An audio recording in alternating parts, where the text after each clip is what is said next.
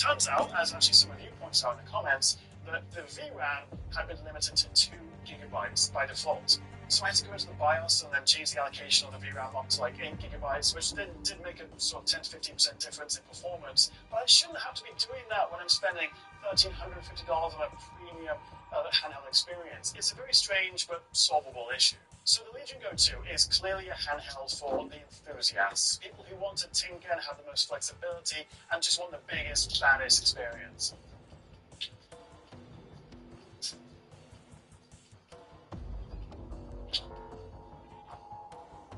So those are the main options if you want a new gaming handheld, but let's talk about performance. And I ran a few tests at 1080p, or on the Steam Deck, using high settings at their highest performance presets, on and off battery.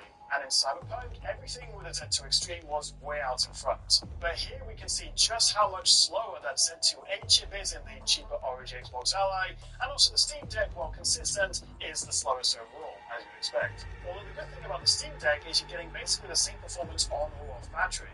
In Red Dead 2, it was a similar story.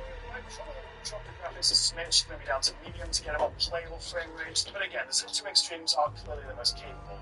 In Battlefield 6, the Z1E models were all pretty strong, but there's just no catching the Xbox Ally X and Legion Go 2, although they did suffer a bigger drop-off when switching to handheld mode. And sadly, being unsupported by SteamOS means it just didn't run on the Steam Deck or the Steam-powered Legion Go S, which was also the case with F1 25, where all the Z2E models were pretty consistent, but the others were oddly slow at times. This is kind of where handhelds do still feel a little bit new, like driver updates, game support. It's all improving over time, but it's still not a seamless experience. But I think my takeaway is that the Z2 Extreme is the most impressive. If you can find a decent used model with a Z1 Extreme chip and save a bit of money, for example, the older ROG Xbox Ally X, that's probably going to be your best bang for the buck. As for battery life, well, you really have to manage expectations with these things, but clear winner, MSI Core A8. I think mostly because it's running a little bit slower, lower wattage compared to some of the rivals, but it has a equally big 80 watt-hour battery. The Legion Go 2 and the ROG Xbox IX didn't last as long, although they did average a higher frame rate. So considering frames per watt, they probably equal out about the same. The Steam Deck OLED did really well, but at half the resolution and also half the frame rate of some of the others. But unfortunately, the Legion Go S was the most underwhelming. So that is a lot of me waffling. So I just get to the point. Which one should you buy? Well, it's going to vary for everyone. Different budgets, different needs. I would buy the ROG Xbox Ally X, but for $1,000 US, it's a lot of money. So I think for a lot of people, a better budget option would either be the Steam Deck OLED, which is this one, or Go S with the Z2A and SteamOS as well. Both have their flaws, but at that price point, it's still worth considering. Thank you so much for watching, guys. That was a lot to take in. If you've got any other questions, drop a comment below. Links in the description. You can check out my full review of the ROG and the Lenovo right here. That's you next time right here on the Tech Jab. Thanks for watching.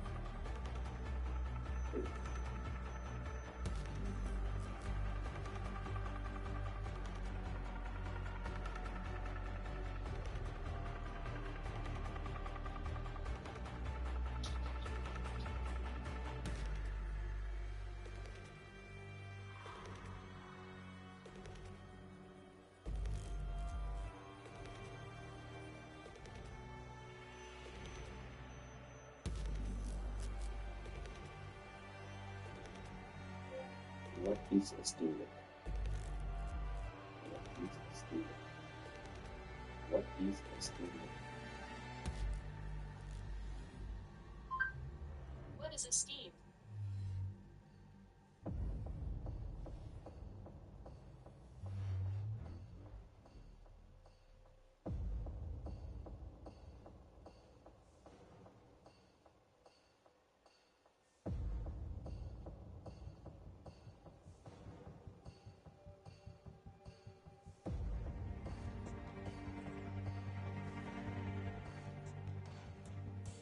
So you may just make the first Steam Deck, and you might be trying to figure out how you can use this specific gaming handheld. Now, luckily for you, I'll explain exactly how to use it. Hopefully it's a good enough tutorial for you guys. But here's the thing, the Steam Deck, you made a great choice picking it up, and it's still easily a really good console that's going to be here for many, many more years to come.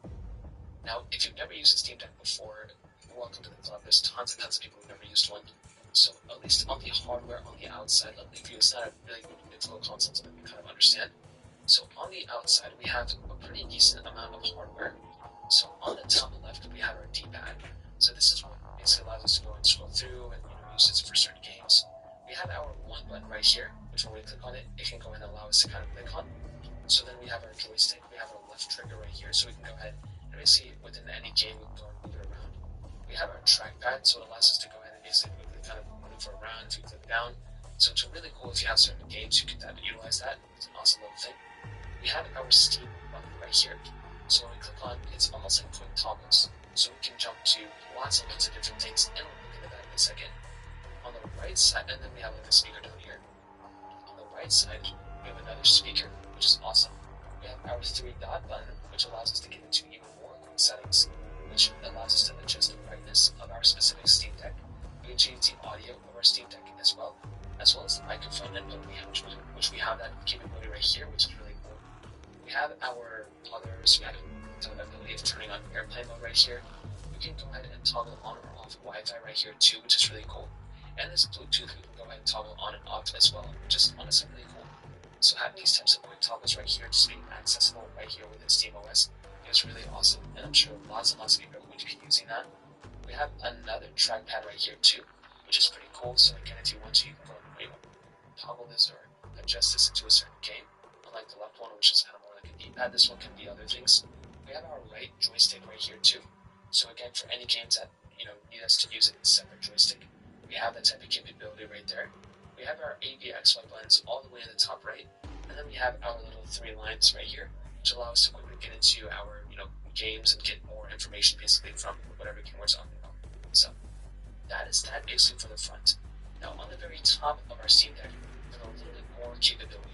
So starting off from the left side, we have our left 1 and left 2 buttons. So these 2 buttons basically allow us to, again, playing a game, a lot of buttons are needed for it, so make sure these are, if you're ever used to controller, you know what these are. We have our minus and plus volume buttons, so you can adjust the volume straight from these specific buttons right here. We have our headphone jack right here too, which is really cool. And then we have our fans. So these fans are really cool because they allow us to go ahead and basically cool our console down without having a thermal throttling. So that's a really cool thing that they kind of throw in here too. We also have our USB Type-C charger. This is how we charge up our Steam Deck. We plug it in via the USB Type-C charger right here at the very top, and that's basically all you're going to have to do. It's super basic. There's not really too much you're going to have to do this, and that's a really cool thing. That is really awesome. Now, we also have our power button right here too. So if we want to power on our Steam Deck, we can just click this button. You should be able to hear a little sound, and it'll turn on. But also, if you want to power it off, you can also hold it down to go and power the console down. On the way to the right, we have our R1 and R2 buttons right here. So what we can do is we can go and click on these buttons right there, and we can toggle those things on and straight from there, which is really cool. It all needs to come to the same panel. Now on the back, we basically have not anything super crazy. We have two big things to keep in mind for the rest of the console. So one, we have our fan intakes. So we have the whatever the exhaust is. So I'm pretty sure the fan intake is here, and the exhaust is here. We have more R buttons and more L buttons. So if there's any games that are basically needing these types of buttons, I will tell you, some people have said that, it's hard, it's annoying to have buttons right here. These are tough to click on. These ones are very easy to click on. These ones are a little bit more tough, so you won't accidentally click these as much, which is nice. But it's it's really nice that Valve kind of gave us these options here for these guns and these guns. And finally, at the bottom, we basically have our micro SD card slot. So we have our micro SD card slot right here at the bottom left corner, and that's a really cool thing they do in here as well. Again, they didn't have to give us a micro SD card slot, but it is amazing that they kind of gave us like a type of capability here, which in and of itself is really, really cool. So, in terms of the outside, that kind of covers up everything here. I'm really, really happy about it, and I think for the most part, that in and of itself is a really cool thing that they kind of threw in here. So, beyond that, I'm pretty sure everyone knows on the outside what's going on. Now, when it comes down to basically the rest of this console, there really isn't anything super wild that you wouldn't be able to figure out if you didn't just go ahead and basically just use this console in and of itself. So now, funny enough, I don't know why I'm getting this right promise, but when you come into the Steam Deck and you boot it up the first time, you're going to come into SteamOS, the software. You basically won't just see a bunch of things. Now, there's a way you can install Linux or Windows on it, but you will basically just see different games and different things that are coming out recently for SteamOS. You can search up for any games within Steam by just clicking up here, going through and typing it in. You'll basically be able to see more of your settings if you click on the top right corner right there where the status bar is. And you can basically see the performance, your battery life, some other things too. And you can even quickly toggle into other settings too. So if you want to click on the settings, you click here. If you want to click on your friends, you can click right here. If you want to click notifications, you'll see all the notifications that you have right there. I'll go and zoom in a little bit so you guys can see it a little bit more. And you'll see tons of other options and tons of different changes here too. And then you have a little feedback button here. And that is it. When you go and scroll through, you'll see more things. I mean, this is a very intuitive OS, and that's something that I really do like about this. If you want to play a game, you can go and find your games here, or you can just click on Steam. You'll basically be able to find your library, which is right there, and you'll basically be able to find all of the games that you have right there, which is really cool. Now, clicking back on Steam, the next thing is basically the store. So if you want to also just buy a game or whatever the case you want to, you can go and find the games that you want, and you can basically find it under the store, which is the same right. Under the Steam store, this is where you can go ahead and basically find all these new games and all these new things that are just being added.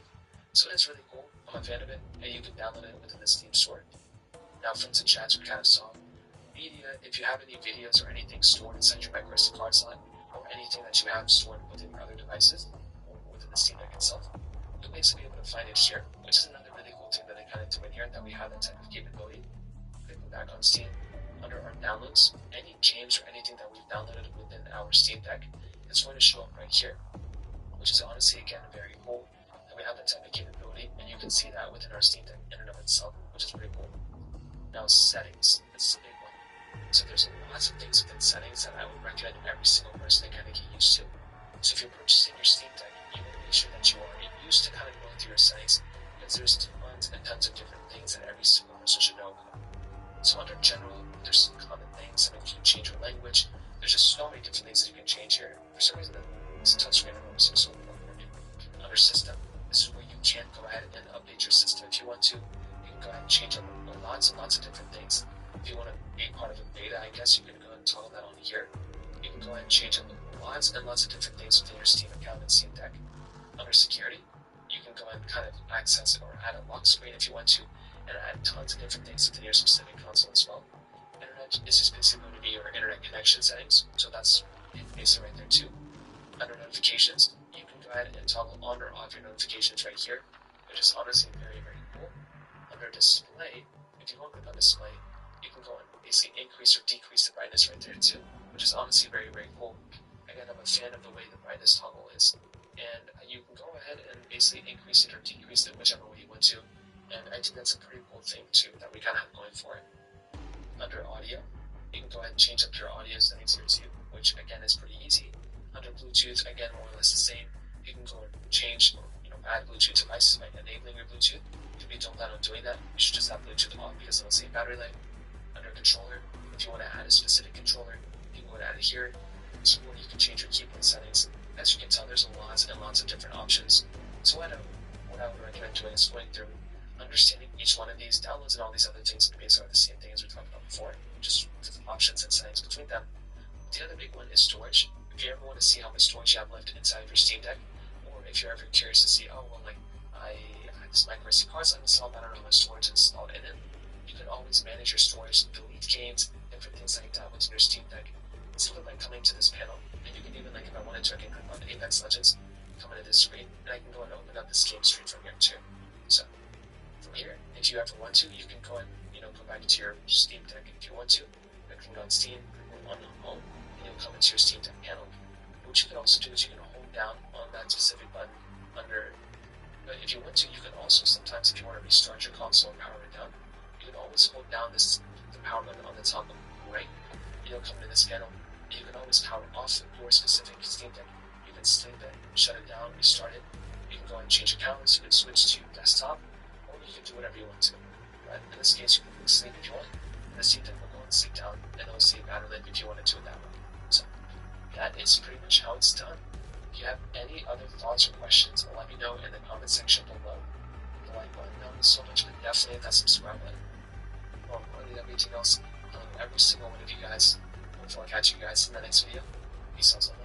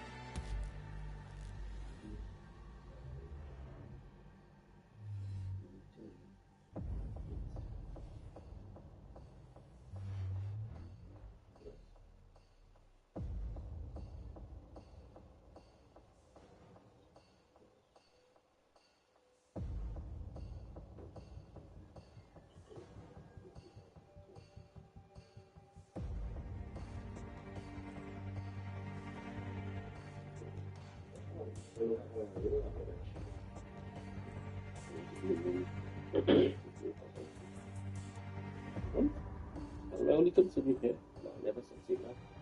Only consider here. What about music? Only consider us.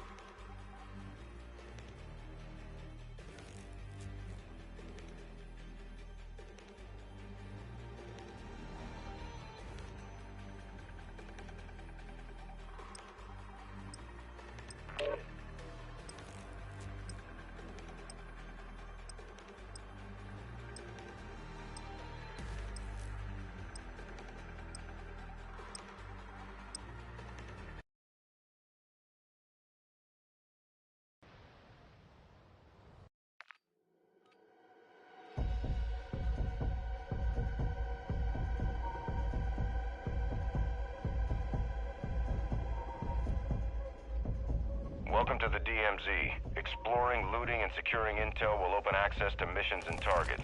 Expect resistance from local forces and watch for other operators in the AO. Dropping ammo here!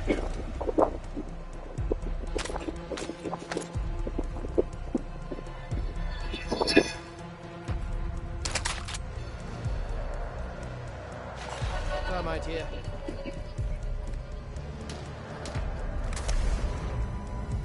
Ultra One, a squad mate is down. You are taking effective fire. Ultra One, a squad mate is down. You are taking effective fire. Deja que el perro mejor de tú.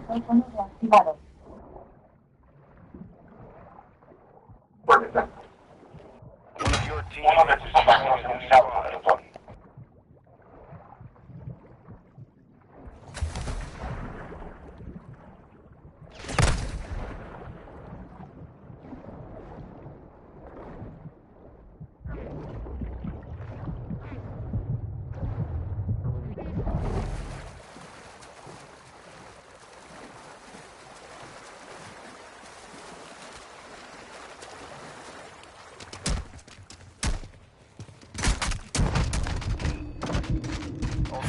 Fuck you, bro. Fuck you, bro. Fuck you, bro.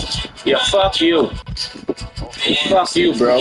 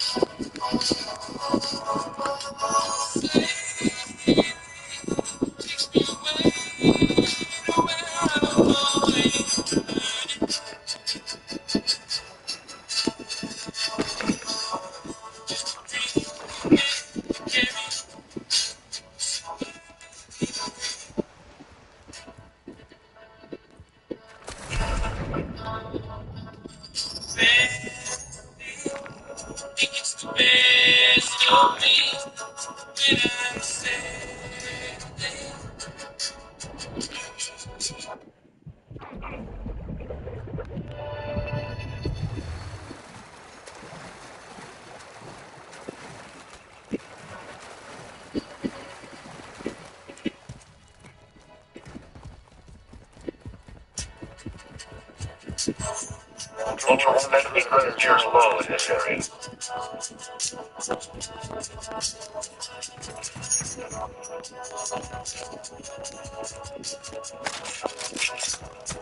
We got a hit on the target with a whiskey.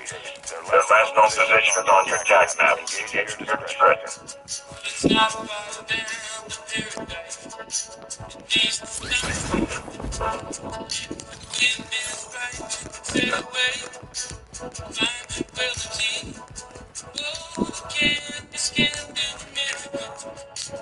just you wait and see.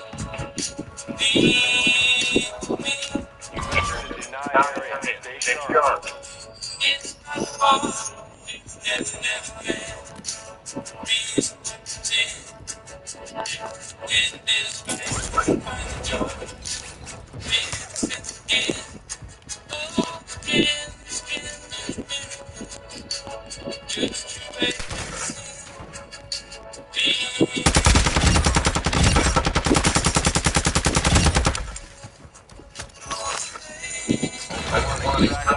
Sound at this time.